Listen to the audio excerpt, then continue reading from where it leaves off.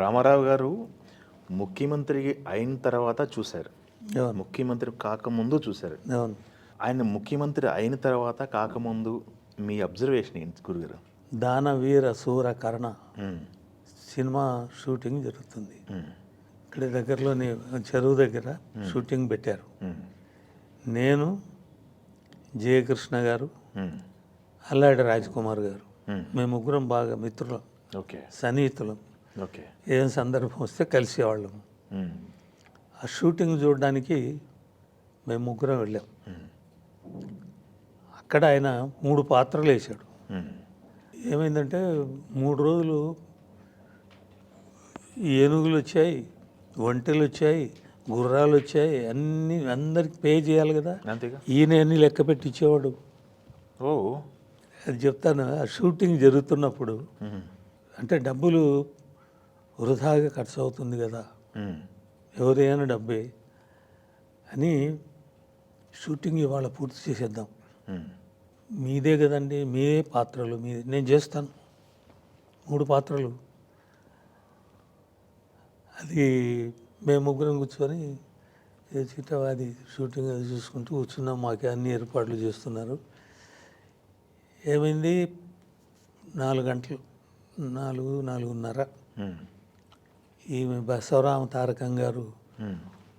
ఒక దీంట్లో వడలు, వేడి వడలు చేసి దాన్ని నిండుగా పంపించింది. హ్మ్. ఆయన భోజనం మాత్రం ఆమె చాలా బాగా చూసుకునేది. హ్మ్. ఏ టైంకి ఏదైనా ఆమెకి ఎన్ని పనులున్నా హ్మ్. మేము ఇంటికి వెళ్తే కూడా హ్మ్. మాకు ఇవ్వడం కానీ అది కానీ ఆతిథ్యం అనేది చాలా బాగా చూసుకునేది ఆమె. హ్మ్. ఆ వడలు పంపించేసరికి అక్కడ నుంచి వచ్చాడు ఆయన, చేతిలో మైక్ ఉంది, హ్మ్. వచ్చేసి ఆ బుట్టలోంచి చేయి పెట్టి ఇలా తీసి నా చేతిలో పెట్టాడు. ఇటు పట్టుకున్నా. హ్మ్. 10 ఉన్నాయి, చేతికి 10 వచ్చినాయి. చేతికి 10 వచ్చినాయి. అంత పెద్ద చెయ్యి. ఆయనకో 10 పెట్టాడు. హ్మ్. పెట్టి బుట్ట పట్టుకొని తినడం మొదలెట్టాడు. నేను 1, 2 తినింటాను, హ్మ్. ఆయన 20, 30 తినింటాడు. మీరు 1, 2 తినేసరికి 1, 2 తినేసరికి మేము ముగ్గురం అదే తిని వెళ్ళిపోయి మళ్ళా షూట్. అనుకున్నట్టు మొత్తం రేపు కూడా అవ్వాల్సింది ఇవాళే పూర్తి చేశాడండి. అబ్బా.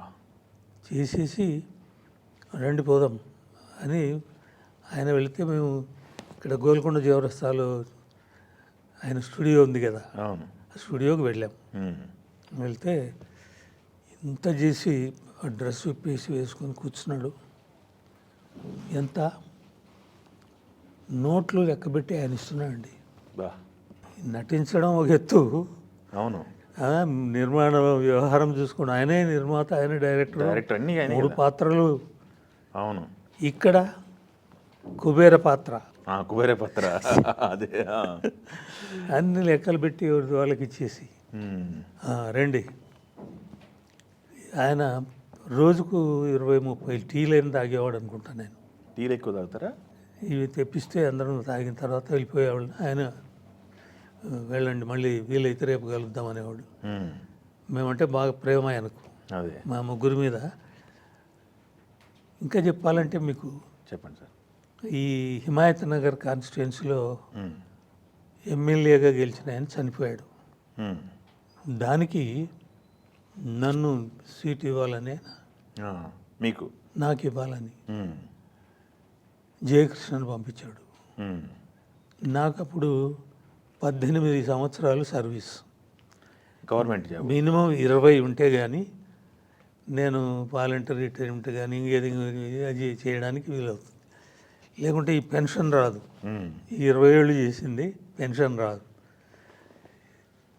నేనేమి స్థితిమంతుణ్ణి కాదు ఆర్థికంగా. కాబట్టి నా జీతం మీద ఆధారపడి ఉంది. హ్మ్. వీళ్ళిద్దరూ నన్ను పురిగొల్పడం, ఎమ్మెల్యే అయిపోతావు, నాన్నగారు మంత్రిని చేస్తాడు నేను, హ్మ్. ఇలా ఆయన ఒక మాట ఈయన ఒక మాట చెప్పడం, ఎన్ని చెప్పినా నేను ఒప్పుకోలే. హ్మ్. ఏమిటి నేను చెప్తే వద్దన్నారంట మీరు అన్నాడు ఆయన. సార్ నాకు 18 ఏళ్ళు సర్వీస్ అయింది సార్, ఇంకో 2 ఏళ్ళు పూర్తి చేస్తే విఆర్ఎస్ వస్తుంది, వాలంటీర్ రిటైర్మెంట్. వాలంటీర్ రిటైర్మెంట్ తీసుకోవచ్చు, నాకు పెన్షన్ వస్తుంది.